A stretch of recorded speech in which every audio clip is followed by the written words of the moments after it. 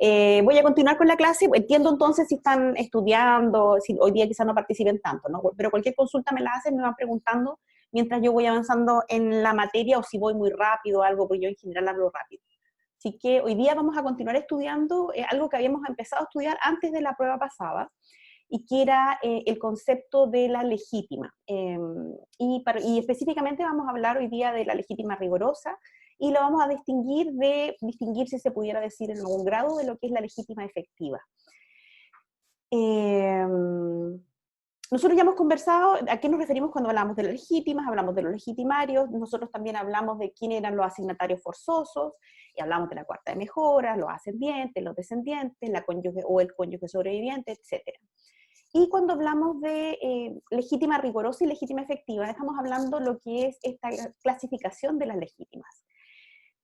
La legítima rigorosa se encuentra regulada en el artículo 1184 del Código Civil, y déjenme mostrar esta imagen, del artículo 1184 del Código Civil, y se refiere a la mitad de los bienes previas las deducciones indicadas en el artículo 959 del Código Civil. Para que veamos a qué me refiero con las legítimas, es a esto, ¿no?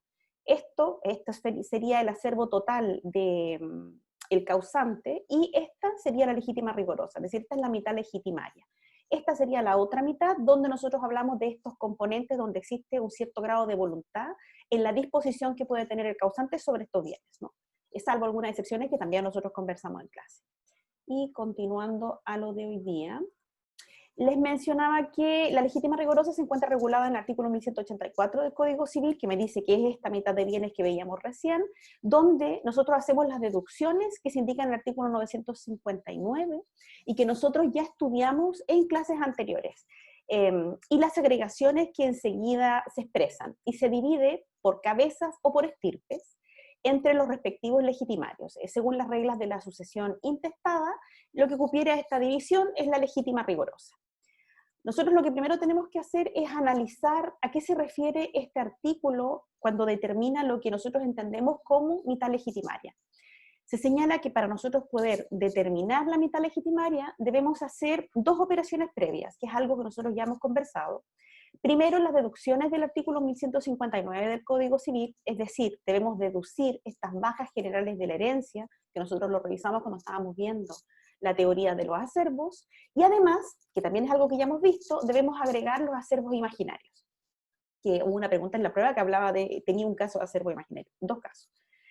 Hechas estas deducciones y agregaciones, se determina este patrimonio total del o la causante, ¿no?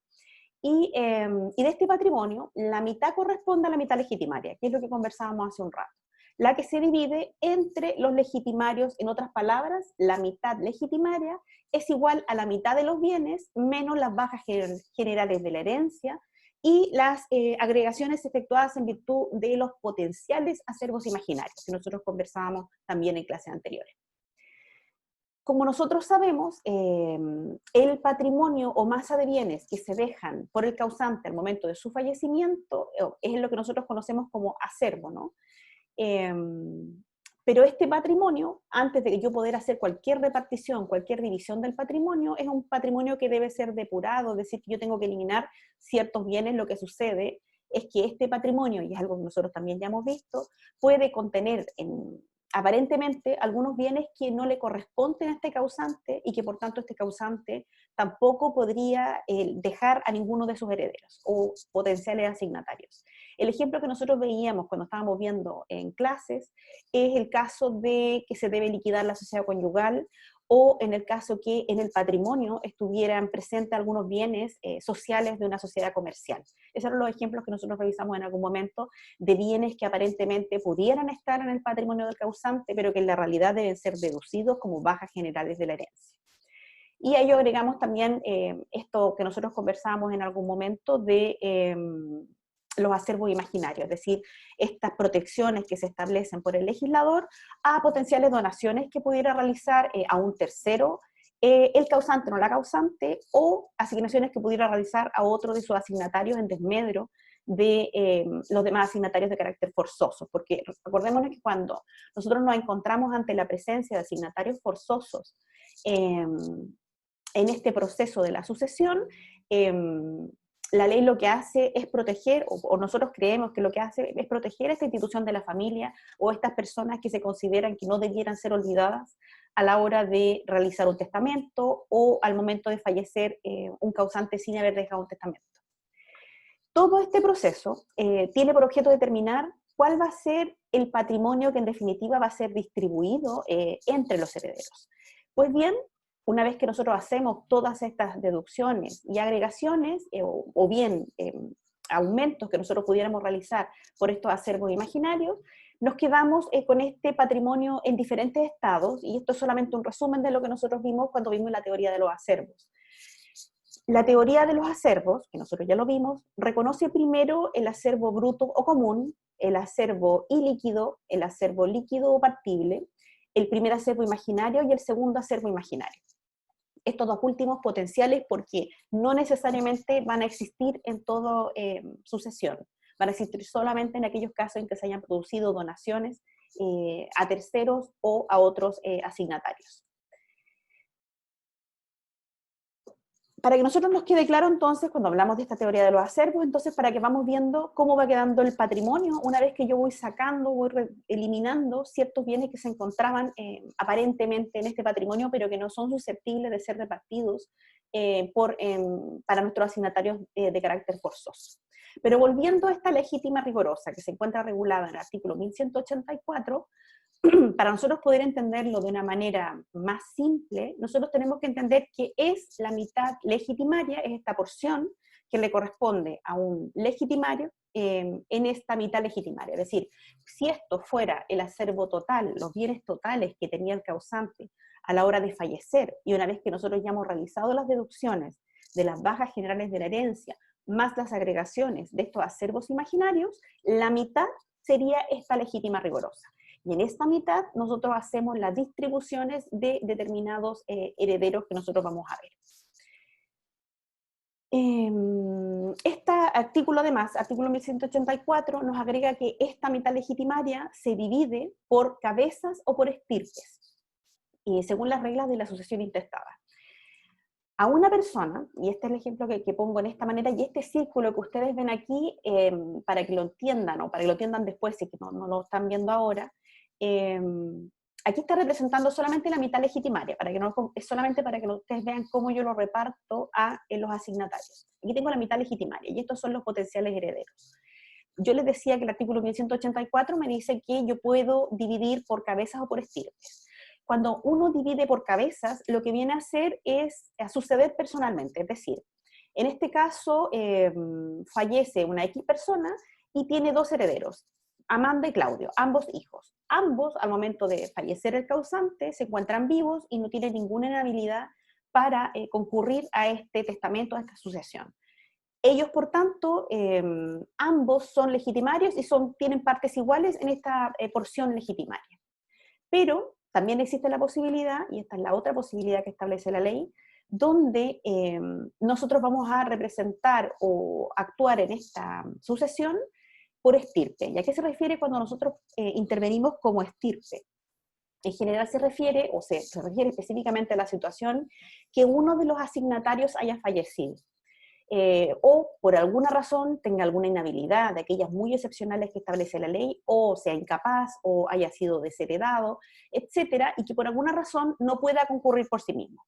En este caso, y en caso particular para que se entienda, nosotros entonces entendemos que Claudio, al momento de fallecer el primer causante, también se encuentra fallecido, pero él tiene 3 hijos.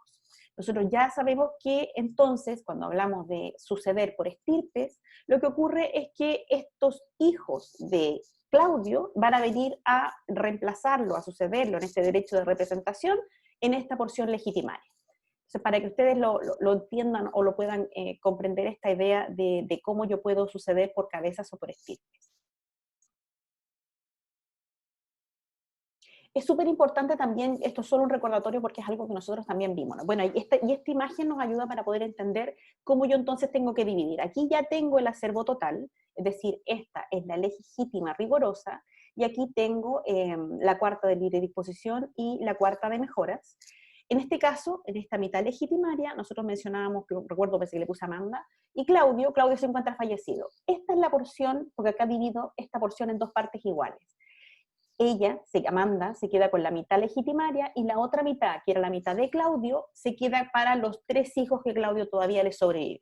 Es decir, estos 3 hijos, en esta foto aparecen 4, vienen a representar a Claudio. Por tanto, solamente ocupan la misma porción que Claudio ocupaba o que eventualmente podría haber ocupado si estuviera vivo, para que entendamos que tampoco se produce ningún aumento o disminución en este caso.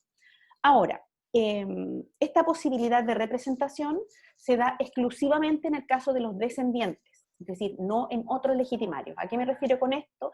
Es que, en conclusión, el cónyuge y los ascendientes solo pueden concurrir por cabeza, es decir, solo pueden concurrir personalmente.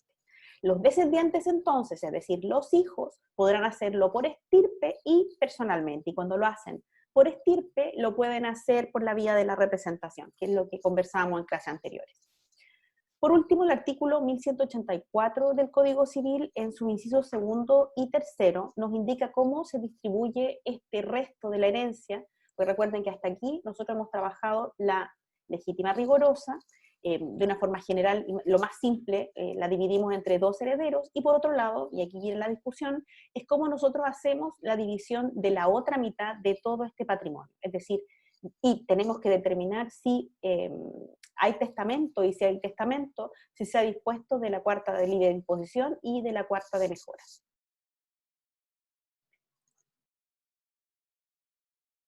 Ya. Este artículo 1184 me dice lo siguiente, y es un punto importante o relevante a destacar en este punto.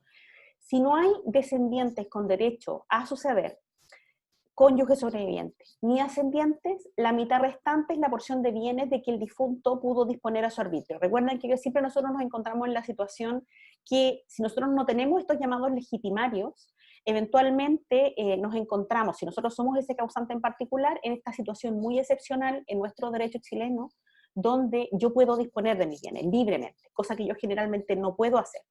Pero puedo hacerlo, ¿por qué? Porque no se ha configurado esta institución de estos legitimarios de carácter forzoso, porque no tengo asignatarios forzosos.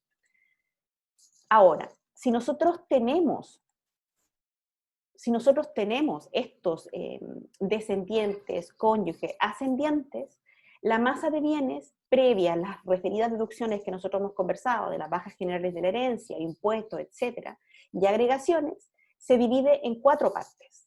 2 de estas partes, o sea, la mitad del acervo, para las mejoras con que el difunto ha querido favorecer a su cónyuge, a uno de sus descendientes o ascendientes, sean o no legitimarios, y otra cuarta que ha de disponer libremente a su arbitrio. Es decir, aquí nos estamos refiriendo a la cuarta de mejoras y a la cuarta de libre disposición, que sería la mitad del patrimonio dividido en 2, que no necesariamente los causantes o las personas que hacen un testamento disponen de ella, pero tienen la posibilidad de disponer. Ese es el punto principal.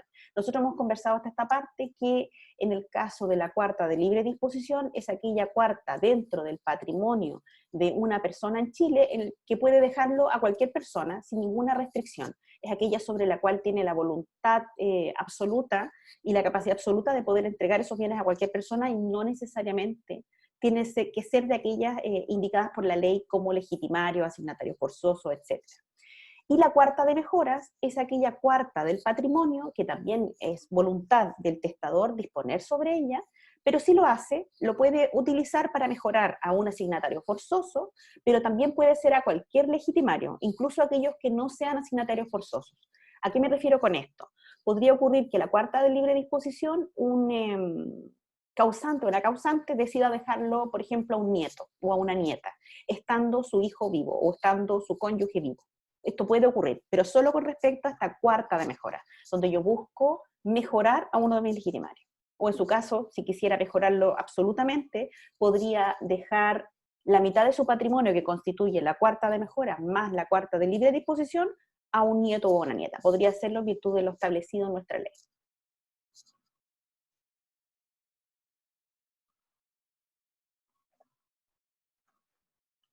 Entonces nosotros lo primero que tenemos que determinar cuando nos encontramos ante esta mitad legitimaria, cuando nos encontramos a saber Si se dispuso la cuarta de libre de mejoras y la cuarta de libre disposición, entonces nosotros tenemos que distinguir si existen o no existen legitimarios.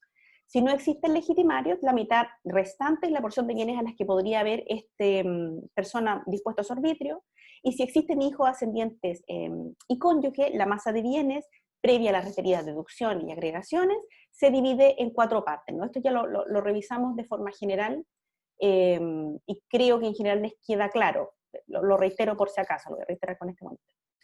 Esto es el acervo total, esta es la legítima rigorosa, esta es la otra mitad del patrimonio. Recuerden que esto, aquí yo ya he hecho las deducciones de las bajas generales de la herencia y ya he realizado las agregaciones que eventualmente pudiera tener en virtud de esta teoría de los acervos imaginarios. Y esta otra mitad sería lo que estamos conversando ahora de la cuarta de libre disposición y la cuarta de mejoras, para que no nos olvidemos de esta noción en general. Aquí tengo otro dibujo. Ya. Y esta sería entonces, dentro de esta clasificación de la legítima, el cómo yo entiendo la legítima rigorosa y la cuarta de mejora y la cuarta de libre disposición. Este 50% se divide entre los legitimarios, es lo que nosotros conocemos como legítima rigorosa. El otro 50% que eventualmente podría haber dispuesto este causante es la cuarta de mejoras y la cuarta de libre disposición, que está mal escrito ahí, pero para que se entienda el monito en general. Y aquí, en esta parte, el código, bueno, el código si ustedes lo han revisado, no creo que lo hayan revisado hoy en particular, se dan cuenta que cuando habla o se refiere a materia sucesoria es bastante complejo de entender. Y por lo mismo también muchas veces comete errores el código. El código erróneamente dice que si no hay legitimarios, puede el causante disponer libremente de la mitad de la herencia, aludiendo que puede disponer tanto de la cuarta de mejoras como de la cuarta de libre disposición. Pero en realidad puede disponer de toda la herencia, porque no se forma la cuarta de mejoras al no existir mejoreros a quienes favorecer, a quienes nosotros entendemos como estos mejoreros que yo puedo beneficiar con la cuarta de mejoras: la descendencia del causante, su cónyuge y sus ascendientes. Por ello, si a su partida deja alguno de estos parientes, ellos serán legitimarios y se formarán la mitad legitimaria. Y si lo dispone por testamento, también la cuarta de mejoras. Pero si no deja ninguno de estos parientes, no se forma ninguna de ellas. Por lo tanto, hay solo 2 posibilidades. Si hay legitimarios, se divide en 4 y el causante puede disponer de la cuarta de mejoras y de la cuarta de libre disposición, pero si no hay legitimarios, no se forma ni la mitad legitimaria ni la cuarta de mejoras. Por tanto, es libre de disponer de toda su herencia como le plazca. O sea, finalmente el código comete un error porque me dice de que yo puedo disponer libremente de la cuarta de mejoras y de la cuarta de libre disposición, pero en el caso que yo no tenga legitimarios, yo como causante puedo disponer de toda mi herencia, de toda la masa de bienes. Ese es el error que comete el código, porque en realidad no solamente dispongo de la cuarta de mejoras y de la cuarta de libre disposición, sino que estoy en libertad de disponer de todo mi patrimonio. Eso es lo que finalmente se discute en esta parte. Ahora bien, si no existen legitimarios y no deja testamento o deja testamento, pero no distribuye todos sus bienes, se aplican en todo este remanente las normas de la sucesión intestada. ¿A qué nos referimos cuando decimos que se aplican estas normas de la sucesión intestada? Nos referimos a que se aplican los órdenes sucesorios, que corresponden desde el tercer orden sucesor en adelante. El primero y segundo, que nosotros ya hemos revisado, corresponden a los legitimarios, y aquí el supuesto es que no existen los legitimarios, que es lo que estábamos conversando hace un rato. Y aunque bien puede ocurrir que mediante el testamento se distribuyan todos sus bienes, caso en el cual, sin el remanente, nada le cabe a estos herederos en una sucesión intestada. Si existen legitimarios, esto es, hijos personalmente representados, y recuerden nuevamente esta idea que nosotros conversábamos hoy día, que en el caso de la sucesión en Chile, solo pueden acudir representados a la sucesión los hijos, los descendientes. No podrían concurrir representados los ascendientes ni el cónyuge sobreviviente, sino que solamente los hijos son los únicos que pueden ocupar este derecho de representación que nosotros estudiamos al principio cuando empezamos a ver sucesorio. Luego de que nosotros realizamos las deducciones y las agregaciones, la herencia se divide en 4 partes, ¿no? Y esto, idealmente, ustedes también, cuando estén estudiando esta materia, la puedan revisar, hagan este ejercicio para que se recuerden cómo uno puede dividir este patrimonio del causante. 2 de ellas, nuevamente, pertenecen o son esta parte o porción privilegiada para los legitimarios, es la mitad del patrimonio, y la otra cuarta para los mejoreros, y la otra cuarta para la libre disposición, y de esta última, el causante puede disponer a su arbitrio, siempre, aunque tenga legitimario. Como se dijo, la mitad legitimaria se va a repartir aplicándose las reglas de la sucesión intestada, y cuando uno dice o habla de estas reglas de la sucesión intestada, se está refiriendo a los órdenes sucesorios, que nosotros conversábamos cómo se configuraba el primer orden sucesorio, que era el orden sucesorio de los descendientes, y el cónyuge sobreviviente en caso de existir, y el segundo orden sucesorio, que es el orden sucesorio que se define por los ascendientes, por la cónyuge sobreviviente, y a la que puedo subir también los ascendientes. Si no dispone de una o ambas partes, estas acrecerán las legítimas. ¿A qué nos referimos con esto? Nos referimos, y es lo que se llama el derecho de acrecimiento en derecho sucesorio. En el caso que nos encontremos aquí, que yo tenga legitimario, es decir, tenga descendientes, tenga cónyuge sobreviviente. Ellos determinan entonces que exista legítima rigorosa en esta sucesión. La legítima rigorosa entonces va a corresponder a este 50% del patrimonio del causante, al que ya hemos realizado las deducciones que establece la ley, ¿no? Y las agregaciones eventuales. Y digamos que por alguna razón este causante no dispuso de la cuarta de libre disposición ni de la cuarta de mejoras. En el caso que no disponga de estas cuartas del patrimonio, estos acrecen a esta porción legitimaria. ¿A qué nos referimos con esto entonces? Que digamos que Claudio fallece y es cónyuge sobreviviente y tiene hijos. En este caso se definen estos legitimarios entonces aquí, donde yo divido entre este cónyuge sobreviviente y los hijos, donde el cónyuge sobreviviente siempre lleva el doble de la cuota de los hijos, en esta porción. Y no dispone de la cuarta de libre disposición, pero sí dispone de la cuarta de mejoras, mejorando con ella a un nieto en particular. En este caso, como esta porción queda libre, esta porción acrece a esta, y entonces la mitad legitimaria ahora se corresponde a 3/4 de este patrimonio, o de este acervo que deja este causante. En el caso que no disponga de ninguna, es decir, ni de la cuarta de mejora ni cuarta de libre disposición, entonces en ese caso todo este patrimonio, todo este acervo, se vuelve lo que se llama la legítima efectiva, donde se unen todo este patrimonio y queda o acrece a los legitimarios de carácter forzoso. Y todo el patrimonio se divide entre los legitimarios que existan, en virtud de las porciones que establece la ley, con las diferencias que se hace en cuanto, si estamos hablando de él o la cónyuge sobreviviente, y de las y los hijos. Profesora, tengo una Dígame. consulta. ¿El cuarto de libre disposición se puede colocar a uno de los herederos igual? ¿O Sí, tiene que podría. ser una persona? Sí podría. Sí, sí podría, porque es de libre disposición. Usted ve a quién se lo deja, no hay mayores restricciones. Ah, ok. Ya. Y podría dejarle también la cuarta mejora. Claro, podría dejarle la cuarta mejora y la cuarta de libre disposición al mismo heredero si quisiera. Al mismo ¿O no? heredero, y incluso podría ser un nieto, es decir, ni siquiera de un legitimario de carácter forzoso. Ya. Siempre tiene que ser a una persona, ¿cierto? ¿Cómo sería eso? ¿Cuál sería la otra opción? Siempre el chiste ese de que se la dejan al gato, al perro. Ah, no, en Chile no se puede. En otros lados sí se puede. Hay otras legislaciones que sí reconocen ese tipo de sucesiones. En Chile todavía no, por lo menos. No podríamos Ah, dejárselo a un animal, ok, ya. pero podríamos Ya, dejárselo quizá a una persona jurídica. Y esa, por ahí esa era mi pregunta, a una fundación. ok. Ya, gracias, profe. Ya. Ya, esto lo vimos, lo conversamos recién, estoy recordando. Ya, otra, bueno, pero veámoslo por si acaso para ir recordando la idea. Nuevamente, si no existen legitimarios, el causante puede disponer libremente de toda su herencia, ¿verdad? Si bien el código me dice que puede disponer libremente solo de la cuarta de mejoras y de la cuarta de libre disposición, en realidad, al no constituirse esta legítima rigurosa, al no constituirse estos legitimarios de carácter forzoso, entonces el causante está en esta excepción establecida en nuestro derecho, donde en realidad tiene libertad para atestar. La situación 2 es que sí hay legitimarios, y en ese caso, cuando hay, es súper importante, basta que haya un legitimario para que yo configure la legítima rigurosa.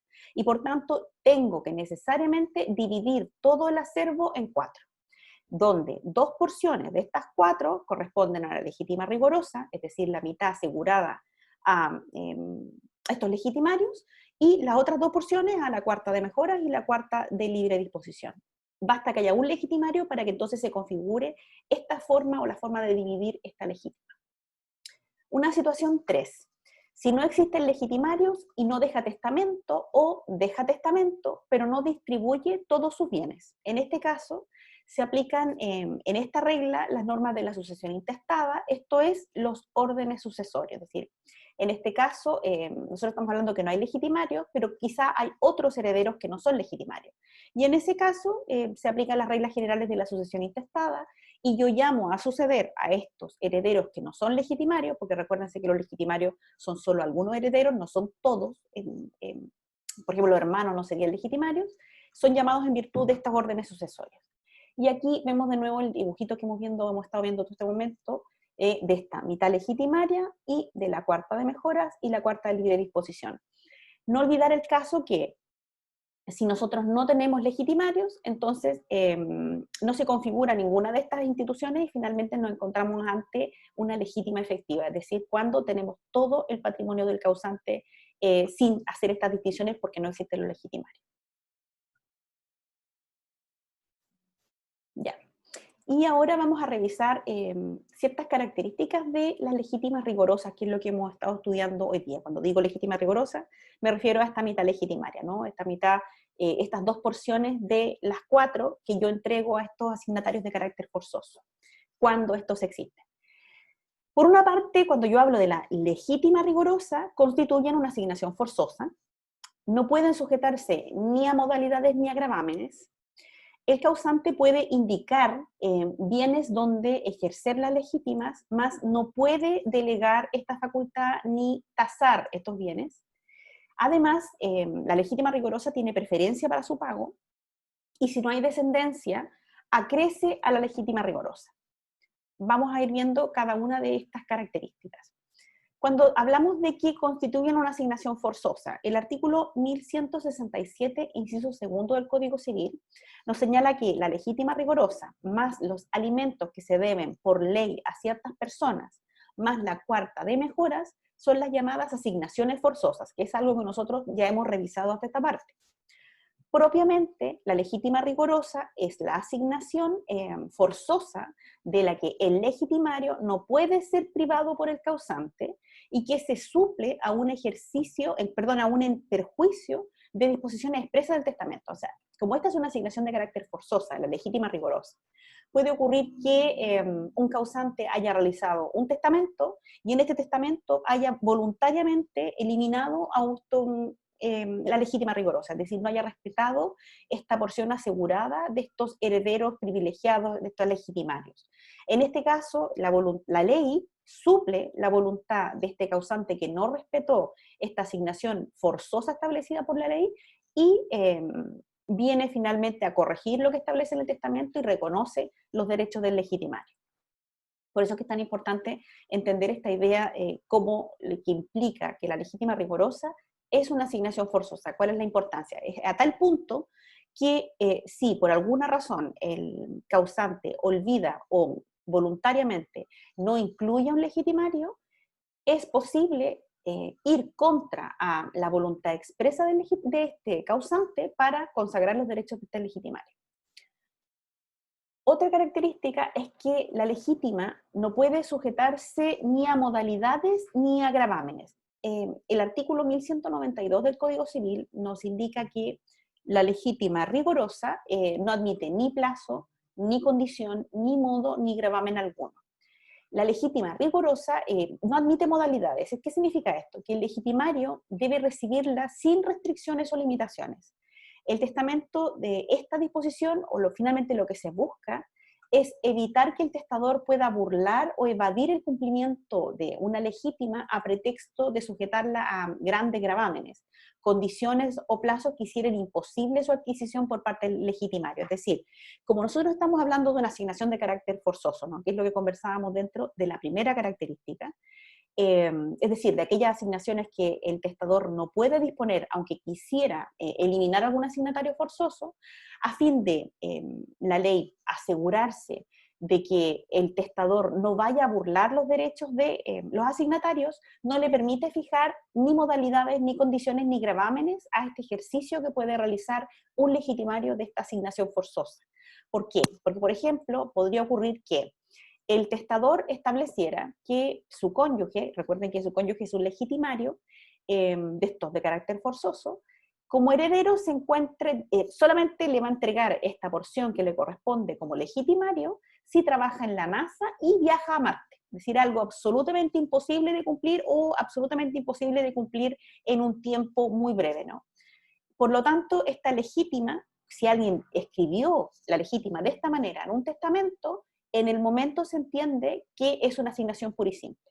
Es decir, a pesar de que el testador estableció expresamente una condición altamente gravosa para poder cumplir esta asignación forzosa, lo que va a entender quien va a interpretar ese testamento es que hay una asignación pura y simple, porque la ley expresamente me establece que no puedo sujetar, expresamente lo hace el artículo 1192, la legítima rigorosa no admite ni plazo, ni condición, ni ningún gravamen, y el fundamento de ello es proteger a estos legitimarios, y nuevamente yo creo que tiene que ver con la forma que nuestro derecho protege esta institución de la familia. Nosotros conversábamos en clases anteriores también. Esta imposibilidad de sujetar a condiciones la legítima es lo que nosotros conocemos como intangibilidad de la legítima, y pues que resulta intocable por el testador. Y esto tiene que ver también con esta libertad que tiene el testador, que es una libertad más bien doblegada, ¿no?, en nuestro derecho de poder disponer libremente de sus bienes para después de sus días. Es decir, no puede, a través del testamento, no respetar o establecer algún gravamen, plazo o condición que pueda afectar el libre ejercicio que pueda tener alguno de estos herederos forzosos en esta asignación forzosa. La norma de la que nosotros estamos hablando, esto de que no pueden sujetarse ni a gravámenes, modalidades, etcétera, es extremadamente excepcional en derecho, específicamente en derecho nacional, ya que la legítima, es decir, esto que nosotros estamos hablando ahora, constituye un acto patrimonial, y como tal, la regla general es que los efectos de los actos patrimoniales pueden sujetarse a modalidad. Son los actos de familia, y esto es algo que quizás ustedes pueden entender en general, los que no admiten modalidades. Entonces, ¿por qué es extremadamente extraño que no puedan sujetarse ni a modalidades las legítimas como asignación forzosa o la legítima rigorosa? Es porque es más bien de derecho patrimonial, donde nosotros encontramos este tipo de excepciones en los actos de familia. Entonces ahí quizás nosotros podríamos entenderlo en la configuración que tiene el derecho sucesorio, y cómo nosotros hacemos o creemos que toda esta institución de la protección del patrimonio del causante para después de sus días, y el que se asegure estas porciones especiales para los legitimarios, tiene que ver con la protección de la familia para finalmente después de los días de este causante y de este patrimonio que probablemente el derecho asume, se construye en este núcleo familiar. Por eso es que lo protege de esta manera y pareciera generar una excepción al derecho patrimonial en general, donde nosotros podemos libremente fijar condiciones, modalidades y gravámenes a diferentes asignaciones que nosotros pudiéramos hacer cuando estas son de naturaleza patrimonial. En este caso, entonces, a pesar de que es una asignación absolutamente patrimonial, como hay una norma expresa en el Código Civil que así lo establece, nosotros no podemos sujetarlo a modalidades ni gravámenes. Por lo tanto, si nosotros entendemos que la legítima es un acto patrimonial, donde se impide sujetarlo a modalidades, se produce una marcada excepción a principios jurídicos. Con todo, existen dos excepciones en que la ley permite que la legítima pueda sujetarse a modalidades o gravámenes. Primero, según el artículo 86, número 7, inciso segundo de la Ley General de Bancos, son excepciones muy circunstanciadas en todo caso. El testador puede sujetar a la condición que los bienes de la legítima rigorosa de un incapaz absoluto o relativo sean administrados por un banco mientras dure su incapacidad. El motivo de esta excepción consiste en evitar que el representante del menor vaya a dilapidar los bienes de este menor que es incapaz relativo mientras perdure su incapacidad. Para algunos, esta es una excepción más bien aparente, pues lo que en realidad viene a permitir es reemplazar al administrador de este representante, que finalmente existe el miedo que pueda dilapidar los bienes de este descendiente incapaz relativo porque no ha cumplido una determinada edad, por este administrador o representante legal del banco. Debe puntualizarse que solo se permite si el legitimario es una persona incapaz, pues en ningún caso se podrá sujetar a esta condición los bienes de la legítima rigorosa de una persona capaz. Esta excepción es importante porque en otros derechos sucesorios de otros países sí es posible que yo pudiera sujetar a este tipo de gravamen, es decir, que los bienes que corresponden a esta legítima rigorosa, que yo le dejo a un hijo en particular, a un descendiente, lo sujeto a la administración de un banco determinado o lo sujeto de una persona determinada que administre los bienes por mí y que quizá me tengan que entregar ciertos montos año por año. Eso no ocurre en nuestro derecho chileno. Nuestro derecho chileno solo se permite en el caso que nos encontremos ante un menor de edad y estemos ante una incapacidad relativa, pero no para el caso de una persona que sea plenamente capaz. Las personas plenamente capaces, yo no puedo poner ese tipo de restricciones a la legítima rigorosa. ¿Por qué? Porque entendemos que es una asignación forzosa y porque tenemos norma expresa que prohíbe que yo pueda sujetar la modalidad de restricción. Es decir, solamente estamos hablando en el caso muy excepcional de estos incapaces que puedan estar sujetos a un tutor, que puedan estar sujetos a un tercero que pudiera, o se teme, o el derecho teme, que pueda dilapidar los bienes. Otra posibilidad de excepción, que también es una excepción muy circunstanciada, es la que se encuentra regulada en el artículo 1337, número 10, donde se otorga al cónyuge sobreviviente el derecho a que su cuota hereditaria se destine con preferencia ante la adjudicación en su favor del inmueble en que resida, y que sea o haya sido la vivienda principal de la familia, así como el mobiliario que lo guarnece, siempre que ellos formen parte del patrimonio del difunto. Por lo tanto, se concede al cónyuge sobreviviente un derecho de adjudicación preferente sobre el inmueble que reside o que es o haya sido vivienda principal de esta familia, como también de este mobiliario, de todo lo que puede haber en esta casa. Y en caso que todo ello exceda el valor de la cuota, de esta cuota que pudiera tener este cónyuge sobreviviente, lo que se permite, o el derecho permite que ocurra, es que se genere un derecho de habitación a su favor y de uso con carácter gratuito y vitalicio. Este derecho de adjudicación preferente de la vivienda, que nosotros podríamos entender que es la vivienda familiar, puede generar un marcado gravamen a las legítimas. Por eso es que se pone como una excepción. ¿Por qué? Ya que en general, y eso es algo que también nosotros hemos conversado hasta esta parte, el único bien de relevancia que nosotros vamos a encontrar en las sucesiones en Chile, en general, va a ser la vivienda familiar, la vivienda donde habita la familia. Probablemente la gran mayoría de los chilenos o no tenemos vivienda o tenemos solo una. Entonces, si nosotros hablamos de este derecho preferente que pueda tener el cónyuge sobreviviente sobre esta vivienda familiar, y en el caso que lo que valga esta casa en particular exceda a la cuota que le correspondía en la legítima rigorosa, la ley permite que se le pueda entregar el uso gratuito de esa vivienda y de carácter vitalicio. Y esto es un marcado gravamen para el resto de los legitimarios, porque significa que el resto de los legitimarios, y pensemos en el ejemplo, que fallece el causante, deja una cónyuge sobreviviente y 2 hijos. En este caso, si existe o se ejerce por esta cónyuge sobreviviente este derecho preferente sobre la vivienda familiar, y el único bien existente en este ejemplo es la vivienda familiar, entonces significa que se va a generar este derecho de uso y habitación por parte de esta cónyuge sobreviviente gratuitamente y por toda su vida, y esto va a agravar o va a afectar gravemente a los otros 2 herederos, estos descendientes, porque van a tener que esperar hasta que fallezca la madre para poder ejercer sus derechos en esta legítima en particular. ¿Cuál es el fundamento? Porque si nosotros lo vemos de esa manera, entonces yo podría discutir, claro, es injusto para estos herederos descendientes tener que esperar que fallezca la madre, eventualmente si fuera su madre, pues no lo sabemos, ¿no? La protección ahí está porque, y pareciera el argumento de esta norma, es proteger al cónyuge sobreviviente, la cónyuge sobreviviente, sobre todo cuando estamos hablando que el único bien existente en este patrimonio, en este acervo, es este bien familiar. Entonces probablemente este cónyuge sobreviviente, la cónyuge sobreviviente vive en ese hogar. Entonces lo que busca el derecho es proteger esta situación mermada en que pueda encontrarse el cónyuge o la cónyuge sobreviviente al momento de fallecer el causante.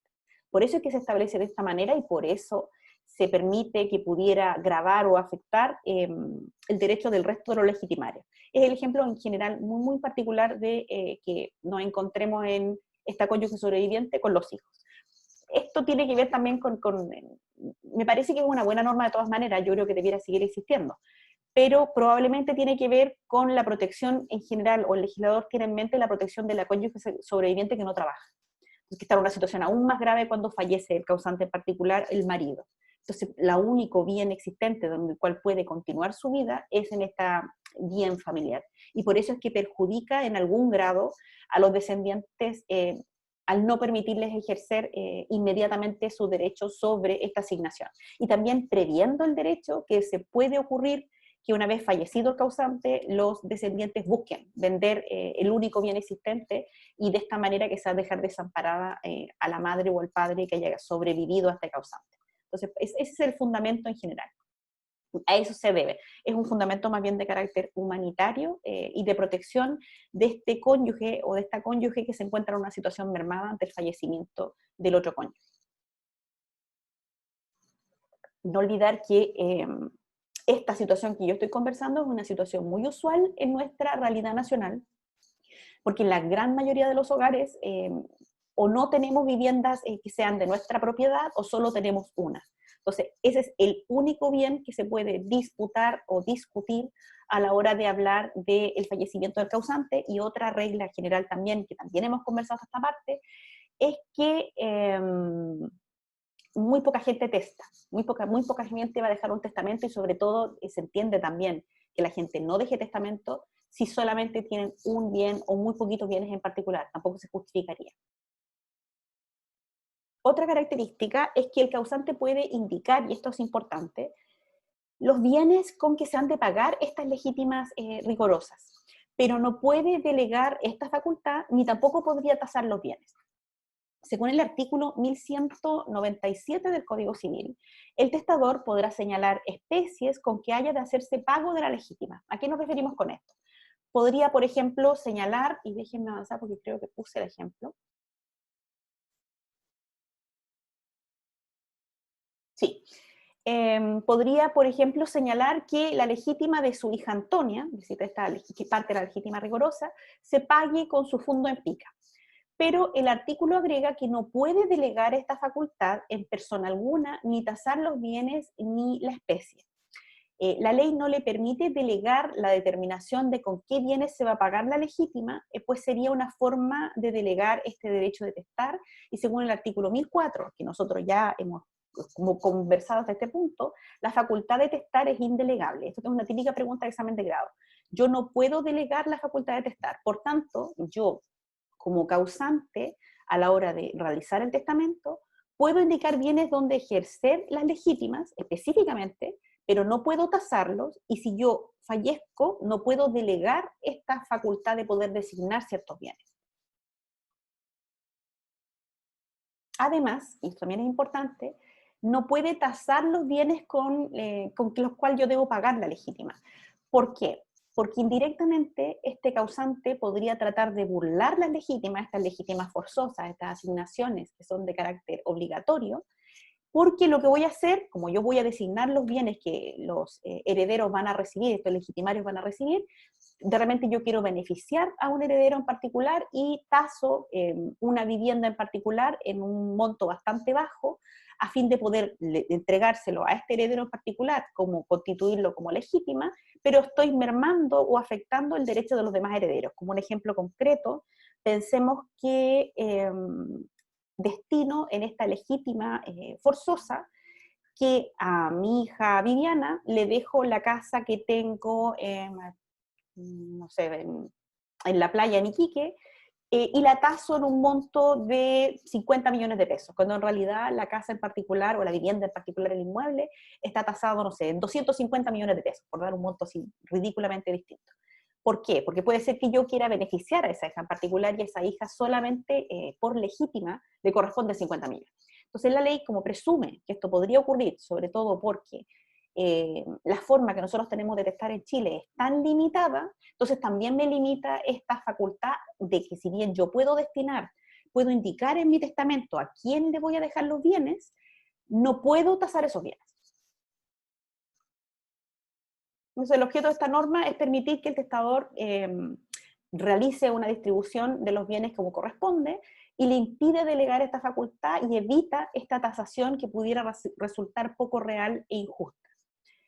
Sin embargo, el artículo 1318 del Código Civil faculta al testador a realizar la partición de bienes, ya sea por acto entre vivos o por testamento, siempre que no sea contrario a derecho ajeno. Por ejemplo, si no respeta el derecho de adjudicación preferente de este cónyuge sobreviviente que conversábamos hace un rato, pero el problema se plantea si en determinar se efectúa la partición, puede tasar los bienes, pues difícilmente se puede realizar una partición sin tasar los bienes. Es decir, la ley me permite, a mí como testador, y hago un testamento, en ella misma realizar lo que nosotros conversábamos hace un rato, la partición de bienes.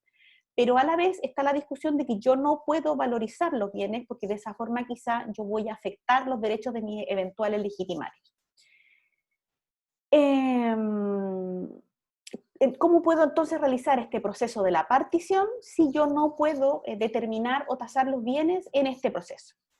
La solución más aceptada, porque recuerden que en estos casos el código finalmente no ha resuelto todas las dudas posibles, lo que me permite para este caso es distinguir los preceptos que va a aplicar en virtud de las distintas instituciones que nosotros estamos viendo. Es decir, si el testador se limita a señalar los bienes con los que ha de pagarse la legítima, se aplica la primera regla del artículo 1197 del Código Civil y no puede tasarlos.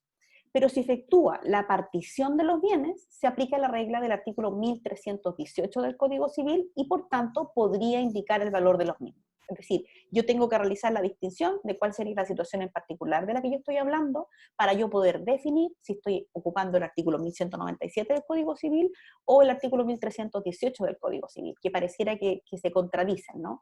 Y finalmente esto va a quedar a criterio del juez de determinar, pero en general se determina de esta manera, o ha sido la respuesta que ha dado la doctrina en esta materia.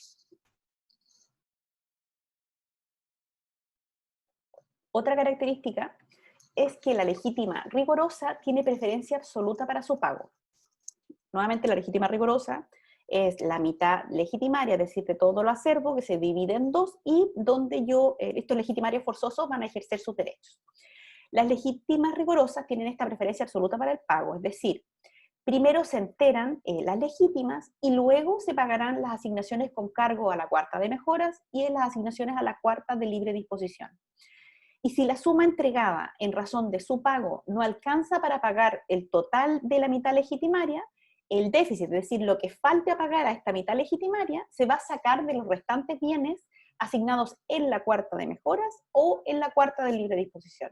Por consiguiente, esta legítima rigorosa goza de pago preferente con respecto a las otras asignaciones, incluso sobre otra asignación forzosa. Nosotros sabemos que la cuarta de mejoras también es una asignación forzosa. Entonces, como hay una norma expresa que me establece que la legítima rigorosa tiene preferencia absoluta para el pago, siendo una asignación forzosa, pasa por sobre otra asignación forzosa que es la cuarta de mejoras.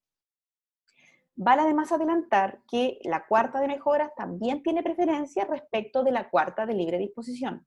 Entonces, si yo no alcanzo a pagar, si realizo este ejercicio de el pagar la legitimaria, y por alguna razón no me alcanza con la mitad de los bienes, con la mitad legitimaria para pagar a todos mis legitimarios, en ese caso, yo podría llegar a afectar la cuarta de mejoras. En ese caso, y pensamos que yo dispuse de la cuarta de mejoras, el derecho que yo dispuse dentro de la cuarta de mejoras, como perdí un poquito en virtud de los legitimarios, puede también pasar a la cuarta de libre disposición y podría incluso llegar a afectar los derechos que este testador haya determinado expresamente de qué va a ocurrir o cómo se va a administrar esta cuarta de libre disposición.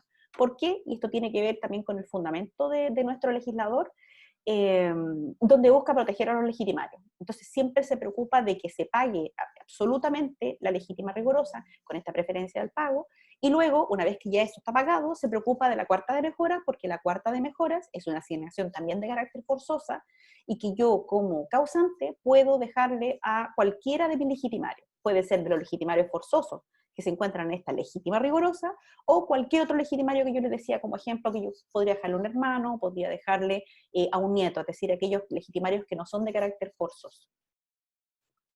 Para que vean cómo la posibilidad que yo tengo de disponer en esta cuarta de libre disposición queda sujeto a que se cumplan con la asignación forzosa y que yo cumpla con la cuarta de mejora. Esta es como la que menos, la que no tiene ninguna preferencia en razón de estas otras dos. Y la última característica, ¿todavía no lo vimos? Sí. La última característica es que en el caso que falte un legitimario sin descendencia con derecho a representarlo, este acrece a la porción de la legítima rigorosa. Y esto es lo que nosotros conocemos como acrecimiento de legítima rigorosa a legítima rigorosa. Si un legitimario falta porque no quiere o no puede suceder y por consiguiente no lleva el todo o parte de su legítima sin tener descendencia que pueda representarlo, su parte acrece a la de los demás legitimarios. El artículo 1190 del Código Civil propiamente indica que su parte se agrega en su mitad legitimaria, pero en realidad lo que ocurre es que la mitad legitimaria se divide por el número de legitimarios con derecho a suceder. Por ejemplo, si el causante tenía 3 legitimarios y uno falta por ser incapaz, la mitad legitimaria se divide en 2. Es decir, yo tengo este círculo que nosotros estamos haciendo de esta parte, donde tengo la mitad de la mitad legitimaria, tengo 3 herederos y uno de estos herederos falta por alguna razón y no tiene descendientes que lo puedan representar. Entonces, en este caso yo entiendo que este derecho acrece. Cuando yo digo que este derecho acrece, quiere decir que se suma a la legítima rigurosa de los otros. Entonces, ¿qué es lo que yo hago? Es que esta mitad legitimaria ya no la divido entre los 3 herederos, sino que solamente entre los otros 2. Porque este derecho de este heredero que por alguna razón no concurre a esta sucesión, acrece a los otros legitimarios forzosos.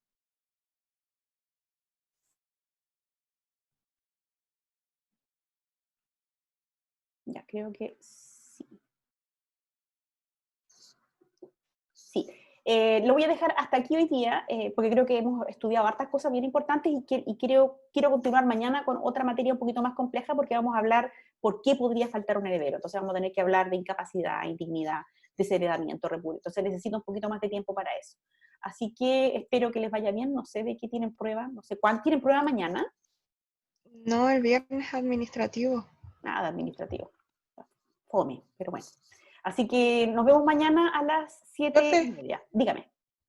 Lo que pasa es que algunos compañeros estaban preguntando el otro día acerca de unas décimas que usted habló la otra vez y queríamos saber quiénes y para cuándo serían esas décimas. Ah, no, pues al final de semestre.